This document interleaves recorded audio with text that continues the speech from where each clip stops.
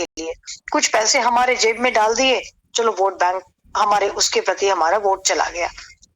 इसी मानसिकता को तो हमें बदलना है कि जीवन में मनुष्य जीवन है क्या? एक मिनट मनुष्य जीवन का कितना बड़ा। एक मिनट आपकी इसी बात को थोड़ा आगे बढ़ाते हैं पहले, जी। कि आज के छोटे मोटे लाभ से हम्म। हो सकता है हमने कुछ संपत्ति अर्जित कर ली हो सकता है कि हमने समाज में भी कुछ स्थान बना लिया हम्म। हो सकता है कि हमने कुछ सामाजिक संगठन वगैरह भी बना दिए हों, जिससे हम अपने हिसाब से जो हम दान पुण्य या जो अच्छा काम कर सकते हैं वो हम क्यों ना कर रहे हों। क्या वर्तमान व्यवस्था को कंटिन्यू रखते हुए हम अपने बच्चों को अच्छा भारत छोड़ के जाएंगे, या ऐसा भारत दे के जाएंगे जिसकी मिट्टी षड्यंत्र के तहत जो है केमिकल फर्टिलाइज़र और पेस्टिसाइड से उसके जो चमत्कारिक जीवाश्म थे, माइक्रोब थे, वो मृत हो चुके हैं, और केमिकल फर्टिलाइज़र और पेस्टिसाइड के उपयोग से और पानी के उसके जो मिलने से जो लवण पैदा हो रहे हैं, जो साल्ट पैदा हो रहे हैं, उससे हमारी मिट्टी क्षारीय होती जा रही है, और पेस्टिसाइड के प्रभाव में अब वो चीज़ हमारे अन्न में घुस गई है और हमारा अन्न पॉइजनस हो गया है। मतलब मेरा ऐसा मानना है कि अब भारत की जनता को कैंसर होने के लिए और कुछ नहीं करना है, केवल अन्न खाते जाइए, और हम जो दूध पी रहे हैं, जिसको हम प्रतिदिन 16 करोड़ लीटर दूध पैदा कर रहे हैं, और बेशर्मी से 64 करोड़ से ज़्यादा दूध प्रतिदिन कंज्यूम हो रहा है, और 50 करोड़ लीटर दूध प्रतिदिन यूरिया जैसे हानिकारक पदार्थों से बन रहा है जो कैंसर कारक हैं। तो क्या यही अन्न खाकर, यही दूध पीकर हमें कोई कैंसर से बचा पाएगा? बिल्कुल नहीं। क्या हमने अपने ओवरग्राउंड वाटर को और अंडरग्राउंड वाटर को इस केमिकल लीचिंग से उसे विषाक्त नहीं बना दिया है, और इस विषाक्त जल को लोगों ने अपना व्यवसाय बना लिया है, और जो आरओ की मशीन बेच पा रहे हैं और या जो आरओ को पानी पी रहे हैं, उन्हें ये ज्ञात ही नहीं है कि आरओ का पानी पीना उनके लिए घातक है, क्योंकि आपके अंदर जो क्षमता है, डिफेंस मैकेनिज्म है, वो वीक हो रही है। आप ज़्यादा और ज़्यादा जीवाणुओं और हानिकारक बैक्टीरियाज के आप और आसान भोजन बनते जा रहे हैं। क्या हम जो थोड़ा बहुत धन कमा पा रहे हैं उससे हमारा जल स्वच्छ हो जाएगा? नहीं, कभी नहीं। क्या जो इतने बड़े बड़े कमीशन बनाए गए हैं, जैसे गंगा यमुना के लिए भी बनाया गया है, क्या सच में कमीशन की ज़रूरत है या डिटर्मिनेशन की ज़रूरत है? मुझे तो किसी कमीशन की आवश्यकता महसूस नहीं होती है। कमीशन तो एक फॉर्मेलिटी है समाज को मार्ग से भटकाने का। बहुत सुंदर बात कही है आपने। मैं बहुत प्रभावित लोगों हूँ को आपकी बात आश्वस्त से। करने का एक छोटा मोटा एक उपाय है कि हम आश्वस्त कर दिए, कमीशन बनी है ना, वो रिपोर्ट देगी, उस पर हम काम करेंगे। ये लोगों को बेवकूफ बनाने का कार्य है।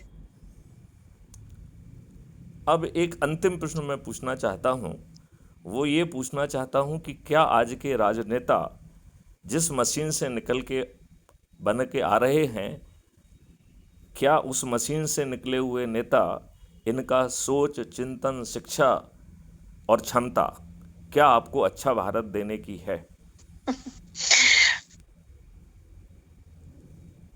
मैंने इसमें बिल्कुल 4 भी पॉइंट नहीं। को कहा है, सोच, आई डोंट चिंतन, अग्री। हाँ? इवन 1% भी लोग इस योग्य नहीं है।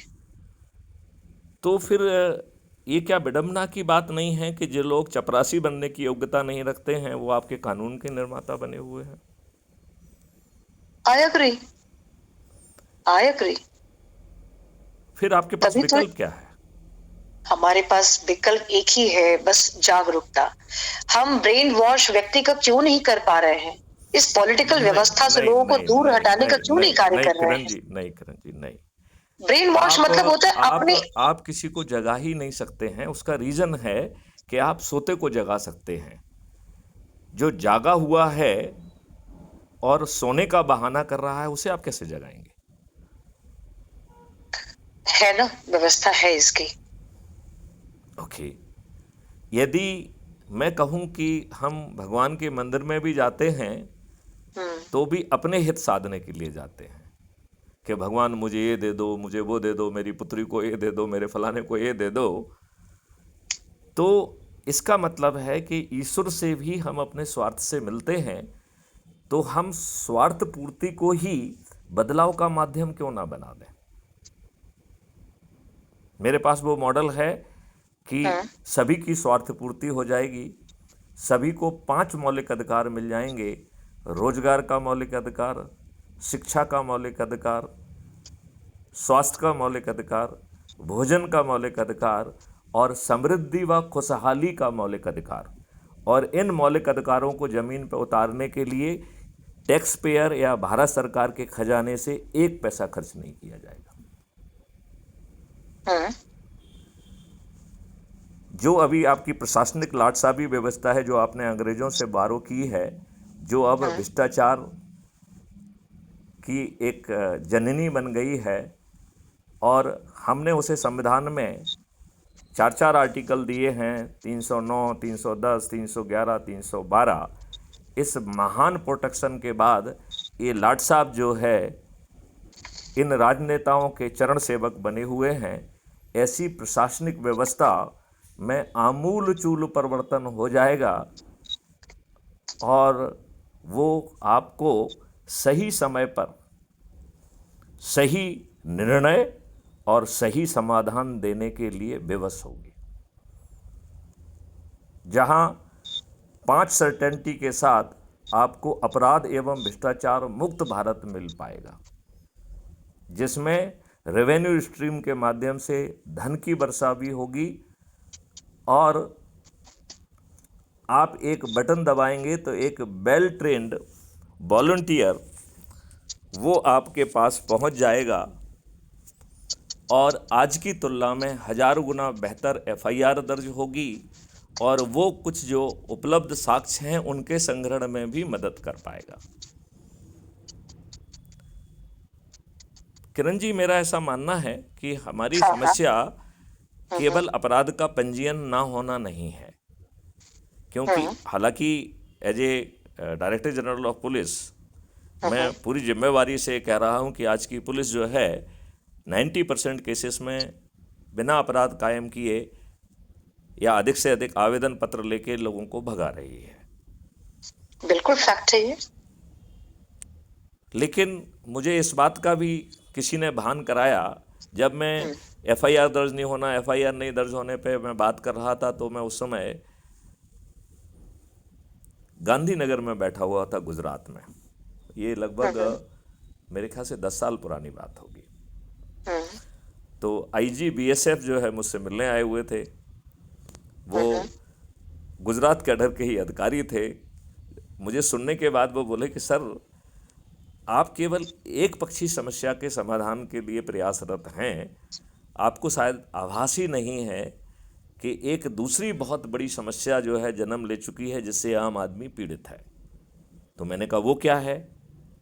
तो उन्होंने कहा कि झूठी एफआईआर दर्ज करना, झूठे बयान दर्ज कराना, गवाही देना, पुलिस के द्वारा काल्पनिक बयान अंकित कर लेना, पुलिस के द्वारा लाभ पहुंचाने के लिए धन के प्रभाव में, राजनेताओं के प्रभाव में, वेस्टेड इंटरेस्ट के प्रभाव में काल्पनिक विवेचना करके जो निर्दोष है उसको दोषी करार देना और दोषी को निर्दोष करार देना, और फिर कोर्ट के अंदर ये वकील नामक प्राणी हैं, ये इसी की फीस ले रहे हैं कि निर्दोष को दोषी और दोषी को निर्दोष साबित करें, और इस तरीके से लोग बाग एक बहुत बड़ी यातना में जी रहे हैं। बिल्कुल, आई एग्री 100%। जब उन्होंने मुझे एक पक्ष लाया तो मैंने इसका एक कानूनी समाधान खोजा, और ये वो कब की समाधान बात है? किस ईयर की बात बताया आपने? Sorry to interrupt. ये लगभग 10 साल पहले की बात है। हाँ।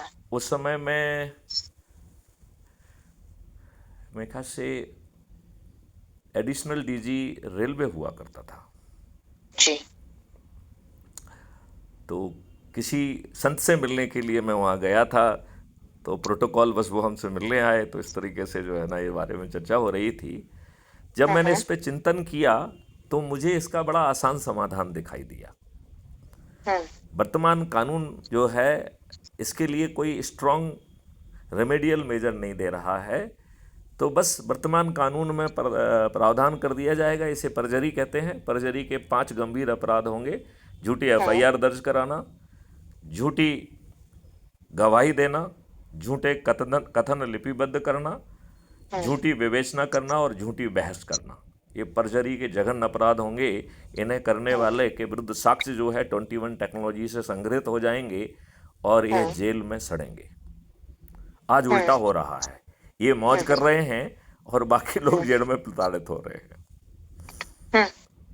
आप बताइए, ये बहुत सरल और आसान उपाय है कि नहीं है? बिल्कुल। लेकिन बिल्ली के गले में घंटी कौन बांधेगा? ये कानून कौन बनाएगा? ये ये कानून बनना इतना टफ भी नहीं है। ये क्राइम पे कंट्रोल, यदि ये फॉर्मुलेट हो जाता है तो क्राइम पे कंट्रोल बहुत आसानी से हो जाएगा। ये वकीलों का जो संज्ञान है, झूठा संज्ञान, ये जो चार्जशीट झूठे बनते हैं, पुलिस की झूठी एंगेजमेंट, पुलिस का झूठा गवाही दिलवाना, समाज में जो बिल्कुल फैले हुए ना इन्फ्लुएंस्ड एंटी सोशल लोग हैं, जो कुछ धन के लोभ में या फिर राइवलरी के चक्कर में झूठा केस, फौजरी केस बना के ऐसे लोगों को सजा दिलवाते हैं, तो जजेस भी फंसेंगे, वकील भी फंसेंगे। मैं अभी इस पूरी 5 सर्टेनिटी वाली व्यवस्था आपको समझाता हूँ, फिर आपकी प्रतिक्रिया जानना चाहूँगा जी। तो मैंने आपको पहला अंश बताया सर्टेनिटी ऑफ एफआईआर, उसके हमने 2 एलिमेंट आपको बताए, जहाँ एक और सर्टेनिटी के साथ बिना तकलीफ के आपके घर में बैठ के आपकी एफआईआर दर्ज हो जाएगी, वो भी बटन दबाने पर। और वो आज की तुलना में 1000 गुना बेहतर होगी, क्योंकि उसमें ढेर सारे पार्टनर्स को इन्वोक किया जा रहा है जानबूझ के। जैसे आप कोई भाषा बोल रहे हैं और वो भाषा जो वॉलंटियर गया है वो नहीं समझ पा रहा है, तो अच्छा, आईवीआर के through it will be through the app and A volunteer will be reaching physically, क्योंकि हमें वॉलंटियर्स को एंगेजमेंट देना है ना। क्योंकि जो वॉलंटियर जाके एफआईआर दर्ज करेगा उसे 5000 से लेके 1 करोड़ तक की जो है ना रेवेन्यू स्ट्रीम का प्रावधान रखा गया है। 1 करोड़ की भी, जो 1 करोड़ से मल्टीपल कमा रहे हैं ऐसे अपराधों में, 1 करोड़ भी की एफआईआर दर्ज करने पे 1 करोड़ भी मिलेगा। और ऐसे ही जो एफआईआर दर्ज कराने वाला कंप्लेनेंट होगा उसे भी 5000 से लेके 1 करोड़ मिलेगा। जो सही गवाही देने वाला होगा उसे भी 5000 से 1 करोड़ मिलेगा, डिपेंडिंग अपॉन कैसा वो है। और जो पुलिस इन्वेस्टिगेशन करेगी उसे भी 5000 से 1 करोड़ रुपए मिलेगा। जो डिफेंस के और प्रोसिक्यूशन के लायर हैं उन्हें भी 5000 से 1 करोड़ रुपए मिलेगा। और जो जज हाँ, वो अभी 2 मिनट में आपको बताता हूँ।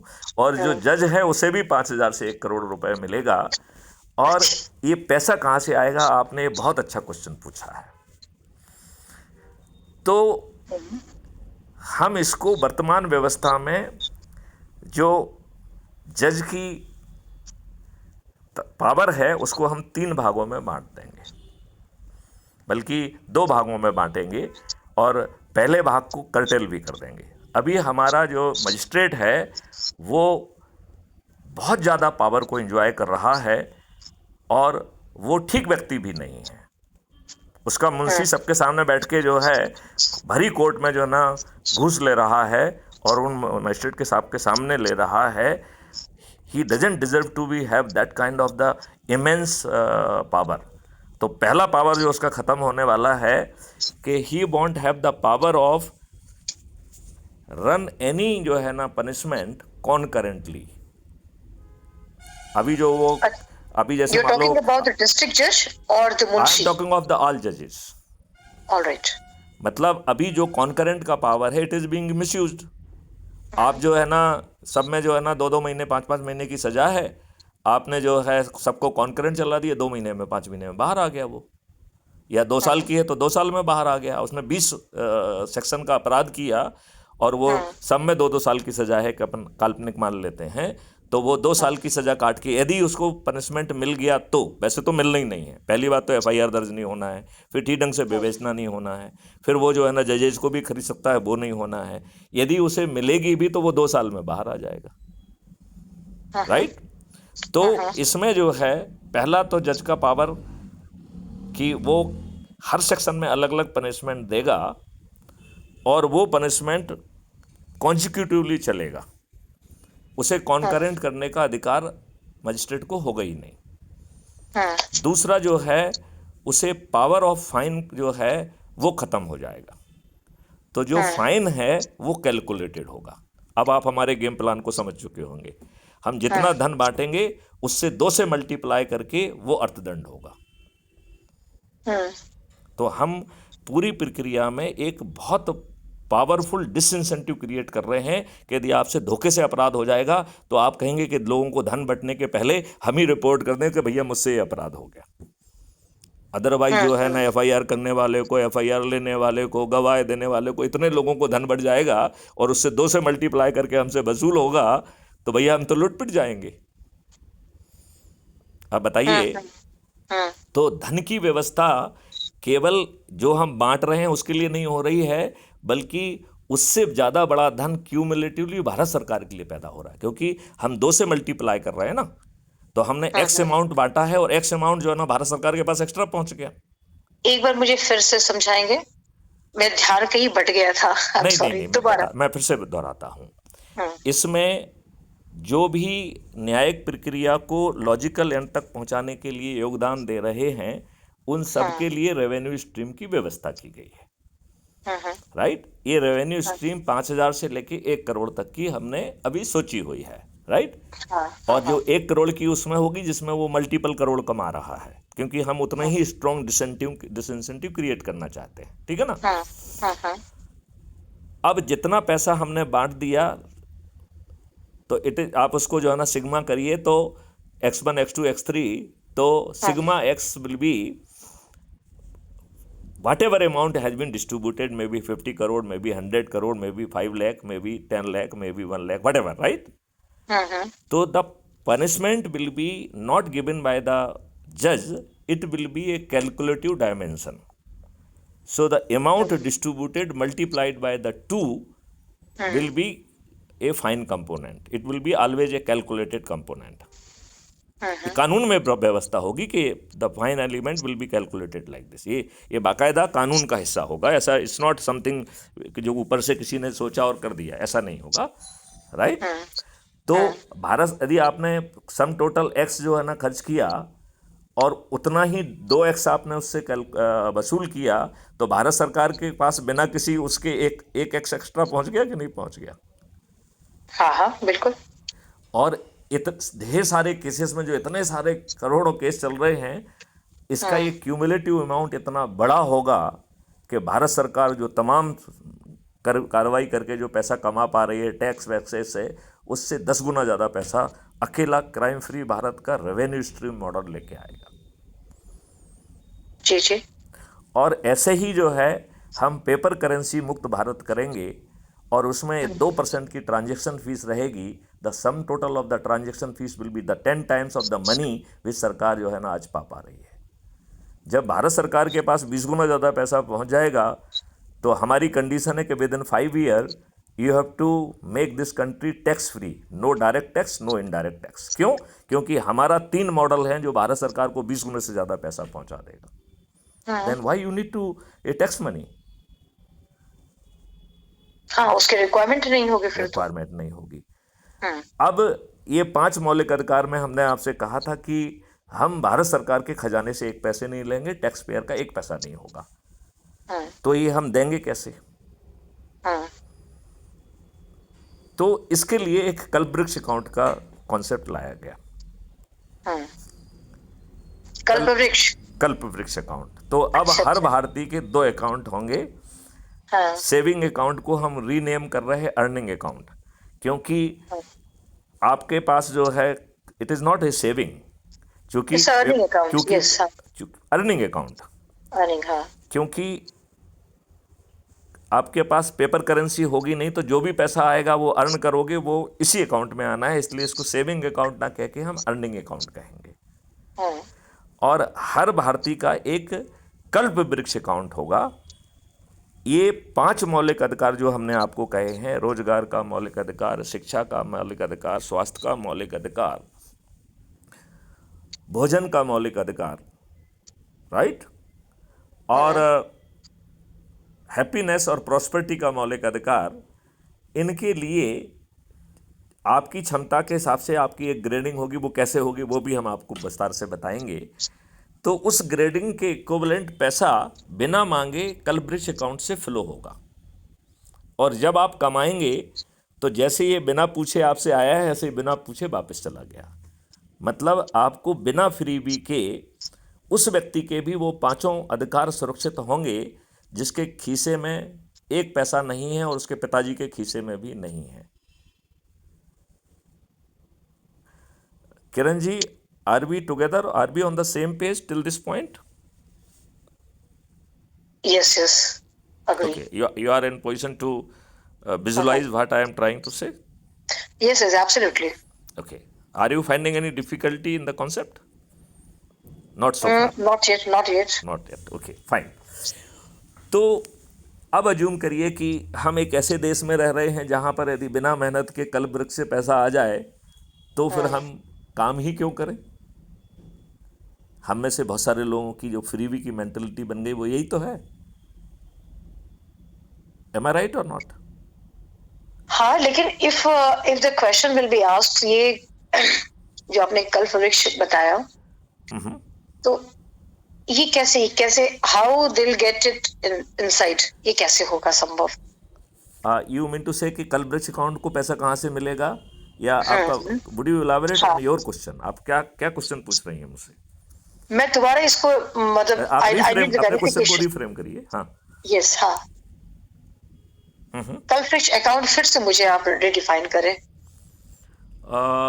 ओके, कल्प आपने मुझे सेविंग को अर्निंग अकाउंट बता दिया। एक मिनट, पहले मैं कल्प वृक्ष को बताता हूँ।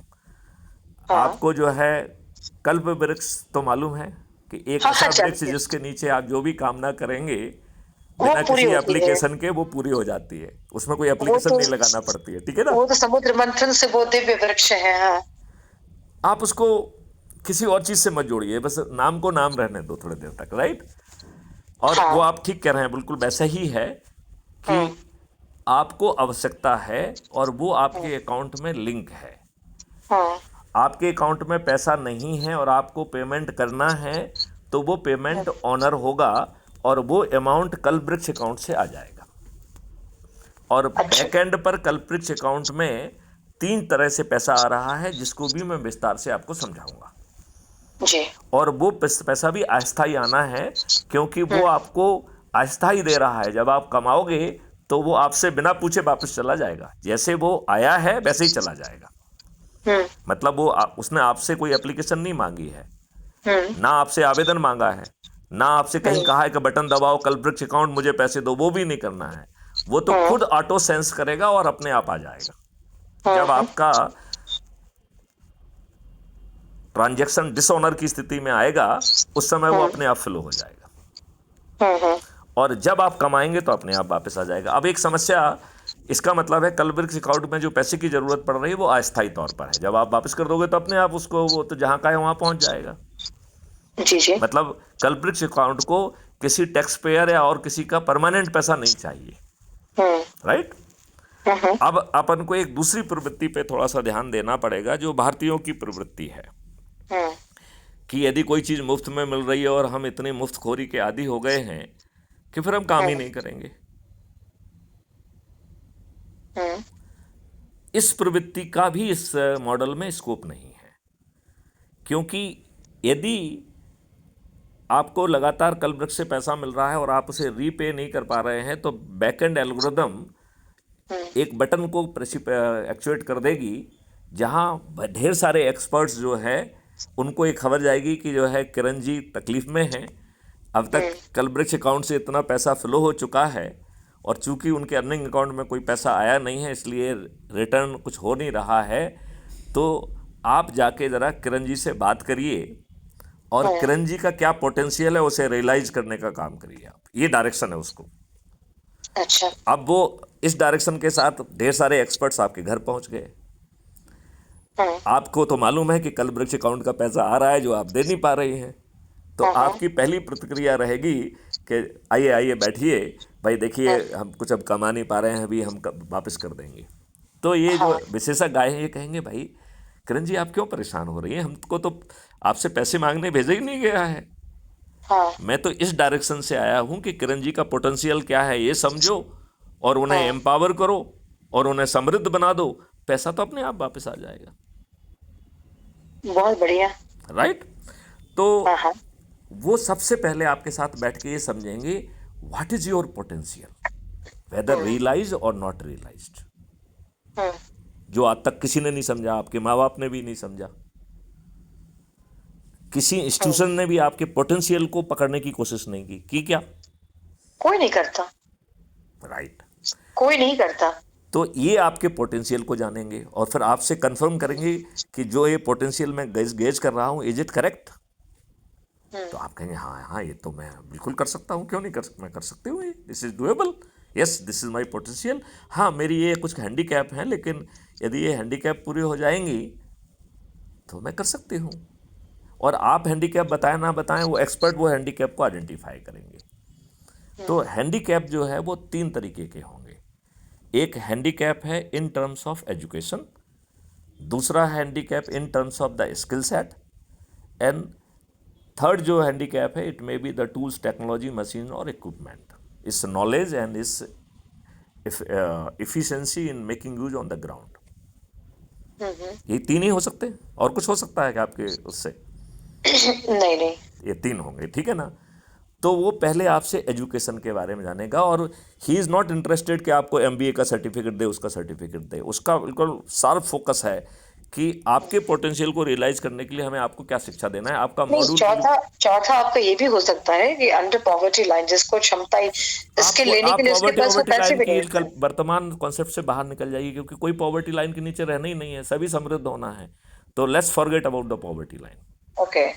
बिकॉज पॉवर्टी लाइन तो आज का आपका इमेजिनेशन है ना। जब हम सबको समृद्ध बना दे रहे हैं तो भेज द पॉवर्टी लाइन। हाँ, जब कल वृक्ष का अकाउंट का पैसा आ रहा है तो पॉवर्टी लाइन कहाँ है? पॉवर्टी लाइन है ही नहीं, वो तो आपको पैसा तत्काल आ रहा है, उससे तो कोई दिक्कत ही नहीं, there is no poverty line. Right. आप दूसरा इसको नाम दे सकते हैं डिवाइन मनी। देखो नाम आप जो कहें वो दे देंगे, नाम में कोई नहीं है, लेकिन हम कल वृक्ष अकाउंट इसलिए दे रहे थे कि कामना करने मात्र से अपने आप पहुंच जाएगा और अपने आप वापस हो जाएगा। ये उसका जरा ये एडिशनलिटी है जो कि बेसिक कल्पवृक्ष में नहीं है। कल्पवृक्ष अपनी चीजें वापस नहीं लेता है, लेकिन ये वो तो दिव्य मणि है, वो तो दिव्यता वहीं से तो है, वही दिव्य है। करेक्ट नहीं, लेकिन उसे वापस जाना है। देखिए आप देखें बहुत सारे संतों को जब वो कुछ काम कर रहे थे, बड़ा भोजन का वो कर रहे थे और घी कम पड़ गया, तो आपने बहुत सारी कहानी सुनी होंगी कि उन्होंने कहा नदी में चले जाओ, 4 जो है ना वो ले आओ। राइट। और उससे जो है ना उनका घी का काम हो गया। और फिर उन महात्मा ने वो 4 जो है टीन घी उस नदी में डलवाया। इसका मतलब है उन्होंने अपनी शक्ति से उस नदी से पानी के रूप में उतना घी उधार लिया और वो उसे वापस किया। मेरे ख्याल से कल वृक्ष अकाउंट की जो ये परिकल्पना है विद दिस जो है, मेरे ख्याल से इट क्वालिफाइज इस फुल नेम, कि इसमें आपको जो भी सपोर्ट मिल रहा है वो अस्थायी सपोर्ट की दे दिया जा रहा है और आपको सक्षम बनाया जा रहा है। You don't need it. Should I come back on 3 component? तो जो आपको एजुकेशन दी जाएगी वो आज का एमबीए या वो कोई फालतू की नहीं दी जाएगी। इट विल बी फोकस्ड कि आपके पोटेंशियल को रियलाइज करने के लिए हमें क्या देना है। राइट।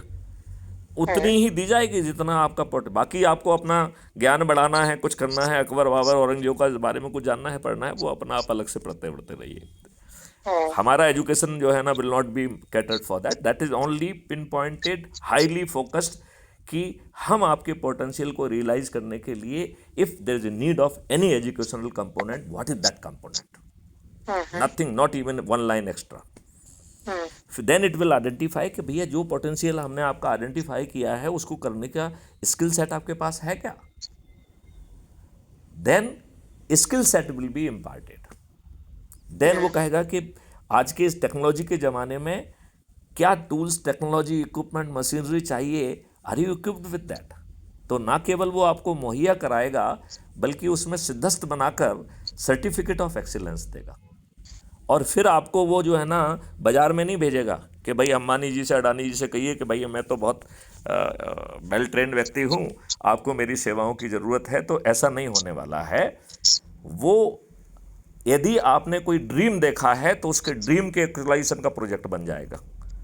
और यदि आपने ड्रीम नहीं देखा है तो जो एग्जिस्टिंग ड्रीम चल रहे हैं, राष्ट्रीय संपदाओं के निर्माण चल रहे हैं, जहाँ पे आप बेस्ट फिट इन होंगे वहाँ पे आपको आपसे कंसल्टेशन से भेज दिया जाएगा। मतलब from the next day you are starting getting money, and जैसे ही आपका पैसा आएगा वो कल ब्रिक्स अकाउंट का वापसी चालू हो जाएगा। तो जिसने जो आपके पास एक्सपर्ट आए थे, जिन्होंने आपको एजुकेशन दी, जिन्होंने आपको हुनर दिया, जिन्होंने टूल, टेक्नोलॉजी और अभ्यास कराया, उन सबका भी पेमेंट कल ब्रिक्स अकाउंट के माध्यम से हो रहा है ऑन रियल टाइम बेसिस। जब वो एक्सपर्ट आपके घर आए, they are not coming in free. उनको पेमेंट जो है ना हो रहा है आपके ही अकाउंट से, और वो कल ब्रिक्स अकाउंट से फ्लो हो रहा है। हाँ, वो कल ब्रिक्स अकाउंट से फ्लो हो रहा है। राइट? जी जी। तो अब आपको जो है राष्ट्रीय संपदा के निर्माण में लगा दिया है। मुझे याद दिलाना, तो राष्ट्रीय संपदा का निर्माण का एक पूरा कॉन्सेप्ट है जिसमें धन का निर्माण भी है। राइट? तो राष्ट्रीय संपदाओं के निर्माण के लिए हमें किसी टैक्स पेयर के या सरकारी खजाने के पैसे की जरूरत नहीं है।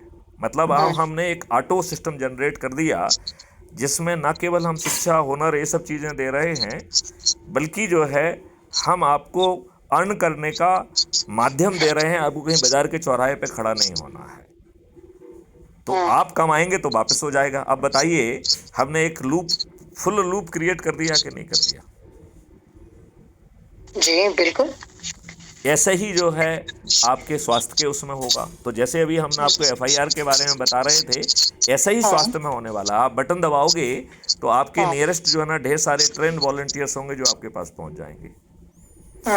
वो आपके जो भी ब्लड सैंपल लेना है वो आपसे कहेंगे कि मैडम ये दे दीजिए मुझे, वो ले लेंगे और वो टेस्ट के लिए चला जाएगा। आपके पास पैसे होंगे तो अपने आप पेमेंट हो जाएगा, नहीं होंगे तो कल ब्रिक्स अकाउंट से आ जाएगा। राइट? तो हर किसी को अवेलेबल है। वो केवल रोजगार के लिए नहीं, वो स्वास्थ्य के लिए भी है, पांचों के लिए है। ठीक है ना? अब जो आपका जो टेस्ट होगा, ये रिपोर्ट्स जो है ना सभी पैथियों के एक्सपर्ट्स के पास पहुंच जाएंगी। आपकी रिपोर्ट्स के साथ पहले वो इंटरनल डिस्कशन करेंगे और फिर तब तक ये वॉलंटियर्स को कहा जाएगा कि आप फिर से जाओ, हमारी बात कराओ। राइट? तो वो पूरा पैनल बैठेगा और सामने जो है ना किरण जी बैठी हुई हैं। किरण जी से कहा जा रहा है कि आपकी टेस्ट रिपोर्ट आ गई है और ये जो है ना इंडिकेशंस हैं, हम लोगों ने आपस में चर्चा कर ली है सभी पैथियों ने। वी फील के इसमें जो है ना allopathy has to play primary role, Ayurveda will play secondary, naturopathy will play tertiary, and इस तरीके से अपने अपने रोल को वो बता देंगे। ठीक है ना? तो आज जो आप संकट में रहते हैं कि I believe in Ayurveda, I believe in फलाना, आप बिलीव की जरूरत ही नहीं है। The best of every pathy will be available at your door step without your application of mind. ये जो भी सेवाएं हैं ये मुफ्त में कुछ नहीं मिल रहा है। यदि आपके अकाउंट में पैसा नहीं है तो कल ब्रिक्स अकाउंट से पैसा आ रहा है और आपको जो है ना फिर समर्थ बना के वो उनका वापस भी हो जाएगा। ठीक है ना? Now it is question of creating a loop of the prosperity, creating a loop of the abundance. अभी हम स्केर्सिटी के लूप में जी रहे हैं। जैसे हमने पानी को प्रदूषित करके पानी को वाटर बोतल में बेच लिया, because it is a scarcity model. यदि हमने वायु को प्रदूषित कर दिया तो हमने ऑक्सीजन प्रेसिपिटेटर, ऑक्सीजन प्यूरिफायर बेच लिए और कल हम जो है ऑक्सीजन सिलेंडर भी बेचेंगे। तो आज की जो अर्थव्यवस्था है वो स्केर्सिटी मॉडल पे है और जो मैथिली शरण व्यवस्था ला रहे हैं वो अबंडेंस मॉडल पे जा रहे हैं, क्योंकि नेचर का जो नेचुरल गुण है वो अबंडेंस है। किरण जी, हम और आप जिस ओवम और स्पर्म से पैदा हुए हैं, both of them they were in plenty. Accidentally only two combined and we or you and me born, right? इसका मतलब है कि नेचर ने हर जगह अवेंडेंस रखा है, उसको स्केर्सिटी में हमने कन्वर्ट किया है। हम जो खा रहे हैं, जो हम बाहर निकाल रहे हैं, वो किसी का दूसरे का भोजन है। हमने उसे डिसरप्ट कर दिया, इसलिए लायबिलिटी पैदा हो रही है। हम ऑक्सीजन का श्वसन कर रहे हैं और कार्बन डाइऑक्साइड को बाहर निकाल रहे हैं, वो पेड़ों के लिए है। आप पेड़ काट दिए तो जो है ना आपकी कार्बन डाइऑक्साइड की अधिकता हो रही है। तो आप ये बताइए, human excreta it is available for the consumption of something है। यदि हम इसको माइक्रोव डाल के डिसइंटीग्रेट कर दें तो it will become in methane and manure. जो सीवेज जो है ना ये बिगेस्ट प्रॉब्लम है, it will become the vast resource of the energy and manure. और चूंकि हम अपने संडास की सफाई में माइक्रोव का यूज करेंगे, as a IG operations Kashmir, जब मैं अमरनाथ यात्रा को देख रहा था उस समय हमने वो माइक्रोव्स का यूज किया, और they were capable of disintegrating of your excreta within 24 hour. And क्योंकि हमारा फोकस और कुछ था नहीं, लेकिन आज मैं सोचता हूं तो हम उसको जो है ना उसके एस्क्रीटा का मैनुअर और उसको जो है ना ले लेंगे, क्या दिक्कत है? Are you getting my point? हाँ हाँ हाँ, I'm getting it. तो मेरा ये कहना है कि ये मॉडल जो है फिर से आपको अवेंडेंस में ले जाएगा। लिहाजा आज की अर्थव्यवस्था के अनुभवों को यदि हम जितना चिंतन, सोच और उसके रेफरेंस में बात करेंगे तो हम अपनी थिंकिंग को एक बॉक्स में बंद कैद कर देंगे। हमें आउट ऑफ बॉक्स थिंकिंग करना होगी। और ये ठेका जो है यूरोपियन और अमेरिकनों ने नहीं लेकर रखा है, ये भारत की झूम पर बैठे हुए मैथिली शरण गुप्त भी कर सकते हैं, जिन्होंने खुद 13 डिग्रियां लेकर रखी हैं। I am basically technocrat. I am BTech in mechanical engineering, I am MTech in industrial engineering from IIT Delhi. I am LLB also, I am MBA in 3 discipline. I have done जो है public policy and sustainable development from the 2 university, university of Texas and university of TERI. ऐसी 13 डिग्रियां हैं। तो ये सब सोचने का ठेका जो है अमेरिकन और यूरोपियन क्यों लेंगे भाई? नहीं, बिल्कुल नहीं। जो कि खुद लुटेरे थे, जिनका पोप जो है ना लुटेरे का जो है ना सर्टिफिकेट देके भेजता था कि तुम जो है ना ईस्ट को लूट लो, तुम वेस्ट को लूट लो। They were all plunderers. हाँ, दे वर ऑल। और उनको आपने क्या कह दिया? एक्सप्लोरर। अरे दे वर द ब्लडी रोवर्स। और हम उनका महिमा मंडन करते हैं। तो फिर से हम उस पर पहुंचे कि इस तरीके का जो है आपको वो मिल पाएगा। अब अज्यूम करिए कि यदि सभी जो है ना पैथी के एक्सपर्ट डिसाइड करते हैं कि किरण जी को अभी इमीडिएटली ICU एडमिशन और ऑपरेशन की ज़रूरत है, राइट? तो वो कहेंगे किरण जी चिंता मत करिए, ambulance is already on the way and it must be reaching with in a minute और 2, राइट? आप उस एम्बुलेंस में बैठी और उसकी live GPS location concerning hospital जहाँ भी आपको ले जाया जाना है वहाँ पे पहुँच रही है, and the person is ready with the stretcher. No paper formality is required because सब डाटा ऑलरेडी है। All paper formality is completed in advance, right? You will be stable, will be taken to the operation theatre if required. Okay, बताइए कितना and to and solution है। और आपके पास 140 करोड़ हाथ हैं जो इनको ज़मीन पर उतारने के लिए हैं। आज वो बेरोजगार हैं, आज वो बदमाश हैं, आज वो मक्कार हैं, आज वो फ्रीबी खोर हो गए हैं, आज वो दारू खोर हो गए हैं। आज जो ना दारू पी के जो है वो खाना बंद कर दिया है, वो नमकीन खाते हैं, उनका जो ना शरीर जर्जर हो गया है, वो श्रम करने की स्थिति में नहीं है। वो मानव शरीर में एक जीते जागते कीड़े हो गए हैं।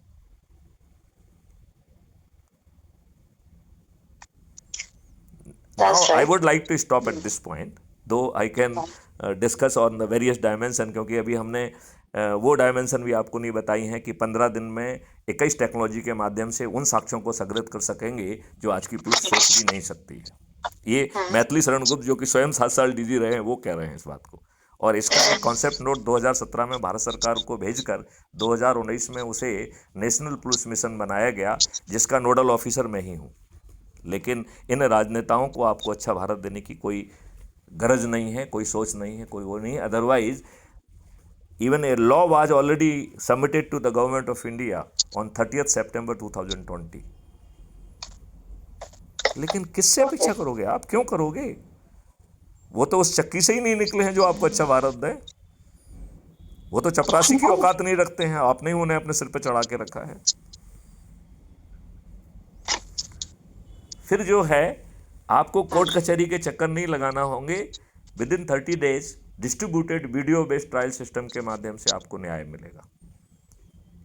तो किरण जी हम मुझसे कहेंगे कि अभी थोड़ी देर पहले तो आप कह रहे थे कि कोर्ट में मुंशी बैठ के जो है ना सबके सामने घूस ले रहा है, फिर आप 30 दिन में जो है टेक्नोलॉजी का यूज करके जजमेंट तो दिला देंगे, न्याय कैसे दिलाएंगे? ये क्वेश्चन आपके दिमाग में आ सकता है कि नहीं? हाँ हाँ, क्यों नहीं। आ रहा है क्या? जी आ रहा है तो उसका जवाब दूं मैं। हाँ हाँ, बताइए। इसमें केवल 3 सरल उपाय करेंगे और फिर मैं आपसे पूछता हूं कि आपको न्याय मिलेगा कि नहीं मिलेगा।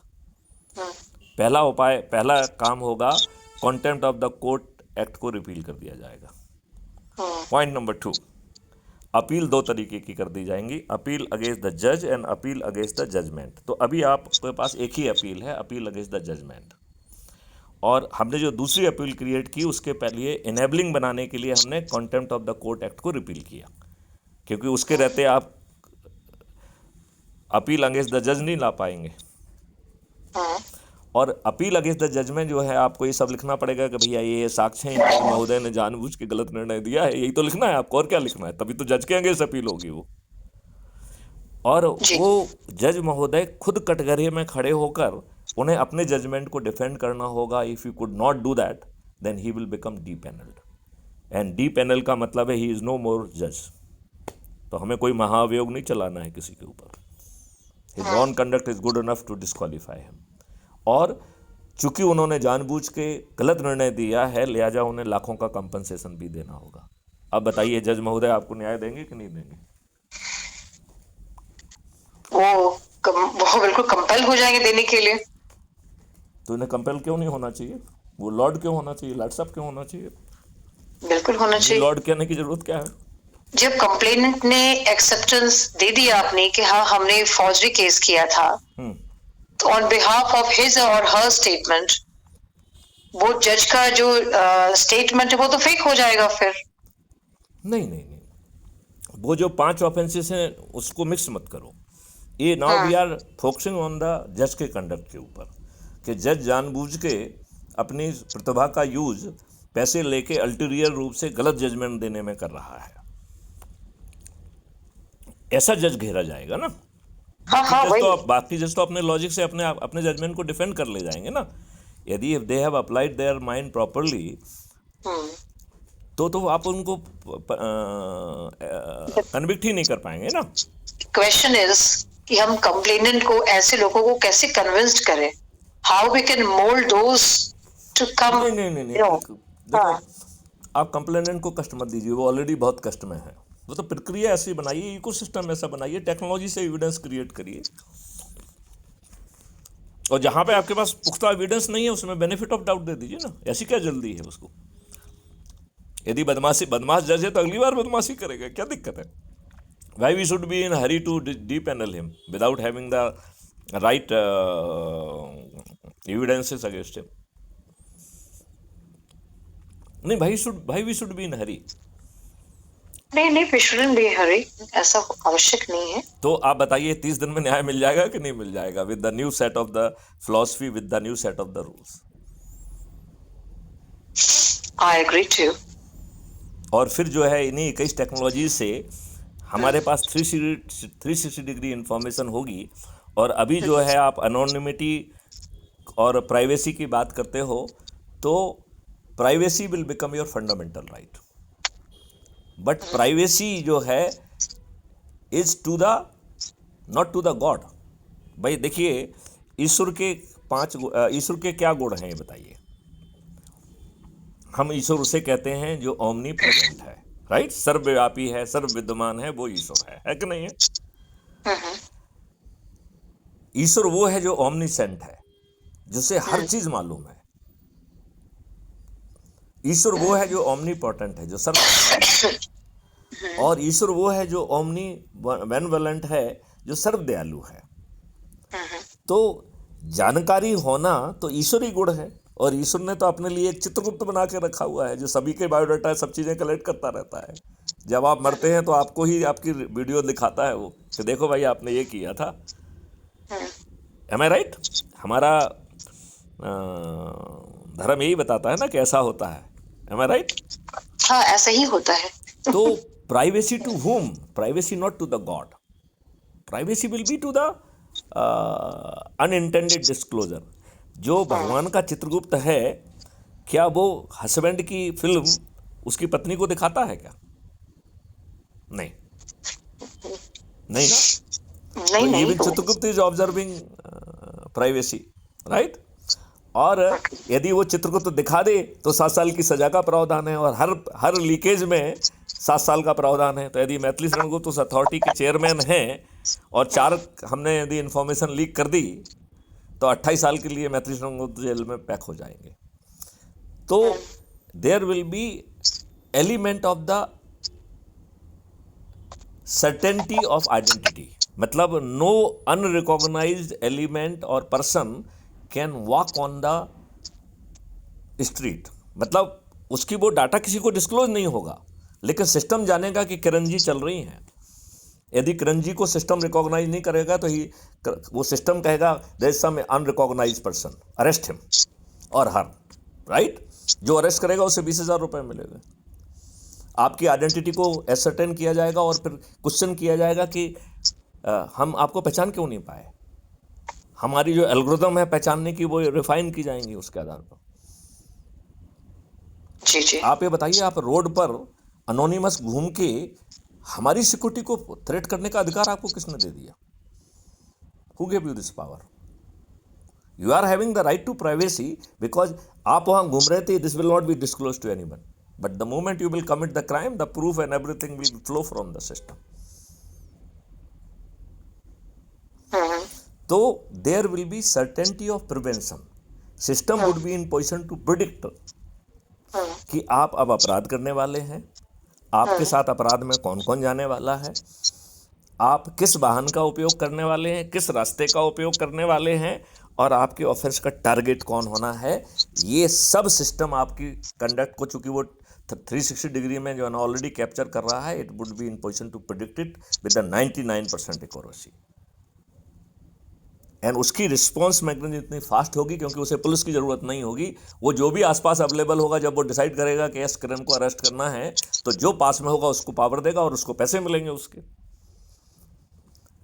किरण would not be in position to commit the offence which are already under surveillance of the system. System को मालूम है कि किरण अपराध करने के लिए निकली है। With 99.9% accuracy Kiran would be arrested before she could commit the crime. ऐसी सर्टेनिटी ऑफ प्रिवेंशन। अब सवाल उठता है कि ये 4 सर्टेनिटी से क्या अपराध मुक्त भारत मिल जाएगा? तो मैं कह रहा हूं नहीं मिलेगा। क्यों? जब तक किरण की पेट की भूख शांत नहीं होगी तो हम जेल जाने के लिए अपराध करेंगे। तो the 5th certainty is the certainty of rehabilitation. और अब चूंकि आपने ये 5 मौलिक अधिकार सभी को ही दे दिए हैं, तो अब अलग से क्रिमिनल्स को देने की जरूरत ही नहीं है, राइट? क्योंकि उनकी पेट की आग तो जो है ना कल्पवृक्ष अकाउंट पूरी कर ही रहा है ना, और उसको समर्थ भी बना दे रहा है। अब नाउ यू टेल मी, इस मॉडल में आपको क्या फ्लॉ दिख रहे हैं? इसमें जैसे किसानों का हम मॉडल आपसे चर्चा करेंगे, आई वुड लाइक एक आप डॉक्यूमेंट्री उस पर बनाओ। व्यापारियों को क्या लाभ होगा उस पर बनाएं, स्टूडेंट के ऊपर क्या लाभ होगा उनको बताएं।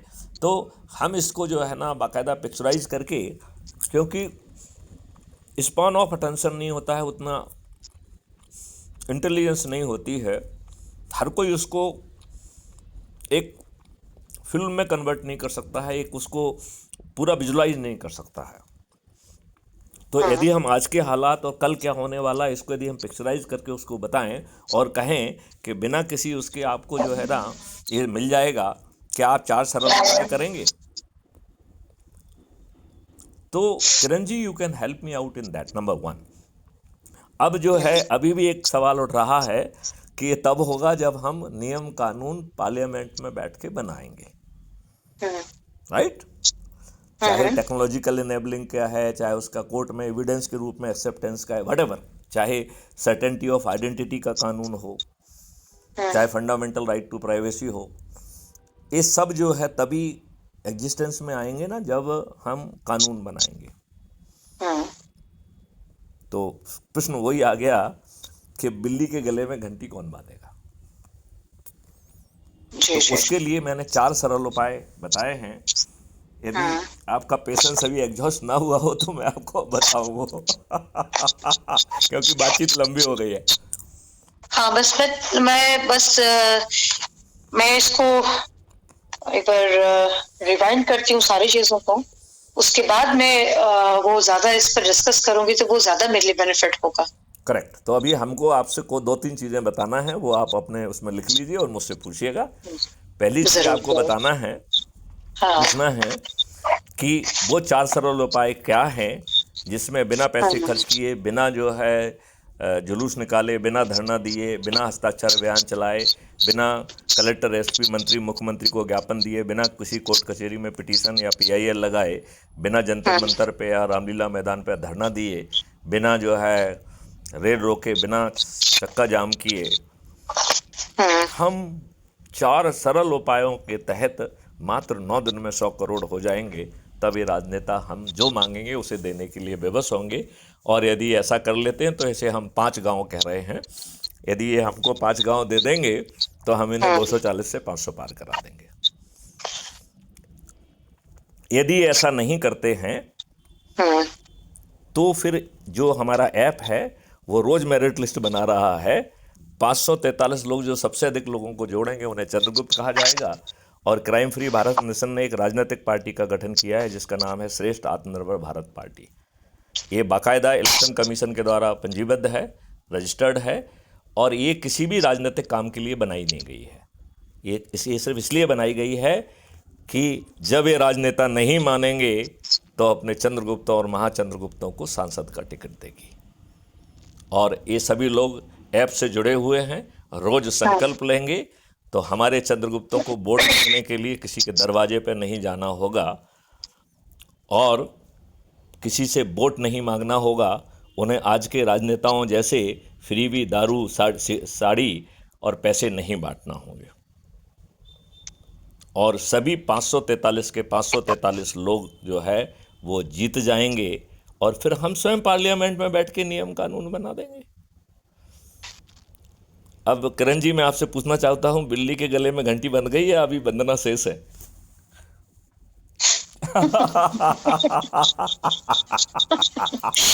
अभी तो हमारा अभी विचार है, शब्दों के माध्यम से इसको उस माध्यम तक पहुंचाना भी आवश्यक होगा। इसमें बेसिकली जो हमने कहा है इसको पिक्चराइज नहीं करना है। पिक्चराइज करना है, यदि हम किसानों से बात कर रहे हैं तो what is the situation of kisan and how they will be benefited out of it. यदि हम व्यापारियों से बात कर रहे हैं तो how they will be benefited out of it. उन्हें यदि हम इतना सारा ज्ञान देंगे तो कंफ्यूज हो जाएंगे। हमें उनके लाभ की चीजें उनको बताना है। हाँ, क्योंकि बहुतों को ये चीज पूरा समझ में नहीं आती है चीजें। हम क्यों समझाना है? हाँ। हमें विद्यार्थी को बताना है कि भैया तुम इंडस्ट्रियलिस्ट बन जाओगे, तुमको पोटेंशियल की शिक्षा मिल जाएगी, तुमको टूल्स, टेक्नोलॉजी सब कुछ मिल जाएगी। बताओ, इस भाव में अपने माँ बाप को और अपने से जुड़े लोगों को जोड़ोगे? साधु संतों को बताना है कि भैया तुमको ऐसा भारत मिलेगा जहाँ तुम्हारे ज्ञान का, वैदिक ज्ञान का ये उपयोग होगा। बताओ, तो आप जा के जो है ना सब जगह जो है ना हवन यज्ञ करके लोगों को अच्छे भारत का संकल्प दिलाओगे। तो हर व्यक्ति को अलग अलग बात बताई जाएगी जो उसके हित की है और इसमें सभी का हित है। राइट। तो हमारे जो मॉडल हैं ये इस चीज को पिक्चराइज नहीं करना है। होल को पिक्चराइज करेंगे तो कंफ्यूज हो जाएंगे वो। हमें किसानों को बताना है कि किसान का बेनिफिट कैसे होगा, व्यापारियों को बताना है व्यापारियों को बेनिफिट कैसा होगा, स्टूडेंट को बताना होगा कि उनके माँ बाप के पास पैसा भी नहीं होगा तो भी वो अपने पोटेंशियल को रियलाइज कर पाएंगे। हमें जो है इंडस्ट्रीज को बताना पड़ेगा कि भैया तुमको ना टैक्स देना है ना कुछ देना है, जब पैसे की जरूरत होगी तो अपने आप पैसा हो जाएगा। टेक्नोलॉजी आपके प्रोडक्ट को जहां पहुंचाना है वहां पहुंचाए तो आपको मार्केटिंग पे भी पैसा खर्च नहीं करना पड़ेगा। हाँ, आप रहते कहाँ हैं? मैं भोपाल मध्य प्रदेश में रहता हूँ। और हाँ चूँकि मध्य प्रदेश कैडर का ही आईपीएस ऑफिसर हूँ, हालांकि भारत सरकार में भी मैंने सेवाएं दी हैं 8 साल तक। आई हाँ। Was the DIG Garhwal Dehradun ITBP. I was the DIG administration Delhi and I was the IG CRPF Delhi and I was IG operations Kashmir. अच्छा अच्छा। तो ये हमारी पदस्थापनाएं हैं ऑन डेप्यूटेशन। हाँ वापस आने के बाद मैं आईजी एसटीएफ था, फिर एडिशनल डीजी एडमिनिस्ट्रेशन था, एडिशनल डीजी रेलवे था, डीजी रेलवे था, DG home guard, civil defence, disaster management, SDMF हाँ। था, और डीजी पुलिस रिफॉर्म भी था। ये फिर तो काफी काफी क्षेत्रों का आपके पास अनुभव है। तो ये अनुभव का ही निचोड़ है। हाँ हाँ, एग्जैक्टली आज मैं ये एग्जैक्टली। सोच पा रहा हूँ कि मुझे नेचर इसी काम के लिए पका रहा था। हम्म। जो बातें मैं पहले नहीं समझ पा रहा था कि मेरे साथ ऐसा क्यों हो रहा है, आज I can connect those dots कि it was cosmic design to do that वे।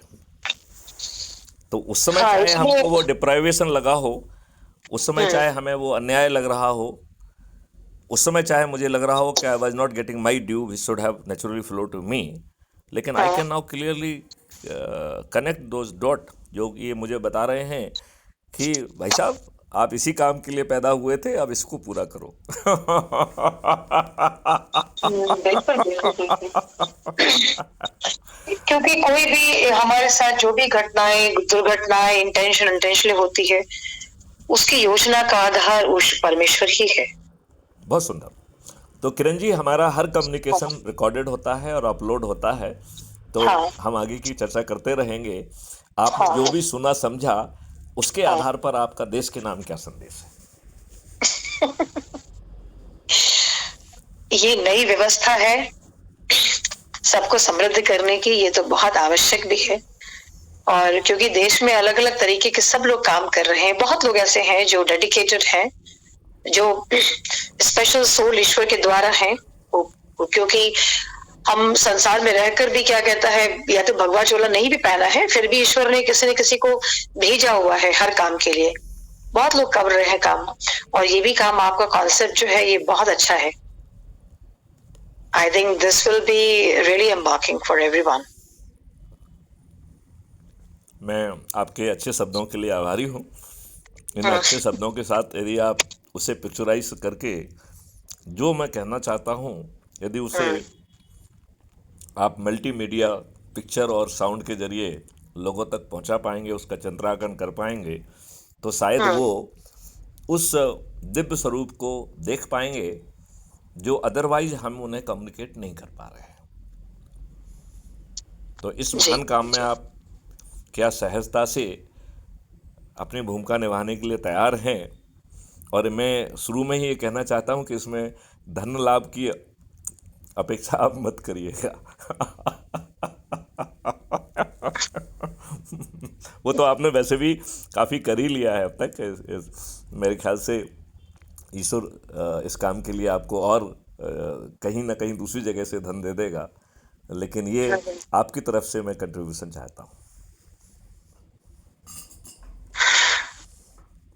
अच्छा, मैं इसको समझती हूँ, एक बार और विषय को रिकॉल करके राइट करती हूँ चीजों को। Very true, very true. I would like that कि your specialisation in creating documentary, if could help out in creating this scene, it will be immense help to communicate with the people।